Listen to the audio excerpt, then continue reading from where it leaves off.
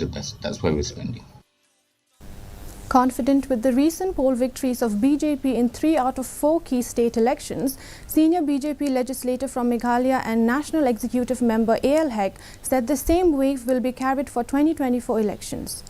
Stating that assembly elections are different from that of Lok Sabha polls, a senior BJP leader said for the national elections, people will go for the national party as people will see which national party can give better development to the people. Asserting that he is not claiming to be contender for BJP's ticket for Shillong parliamentary seat, Hek said all the decisions in this regard rest with the national leadership. 4 states, 3 states the BJP won. So the same wave will be carried on for the 2024 MP election. There's no doubt at all. BJP is doing very well in the whole country. They will do well in Meghalaya also. I'll tell you, in politics, if we talk about the assembly election, it's a different election. If we talk for the national election, people will go for the national party. There is no doubt at all.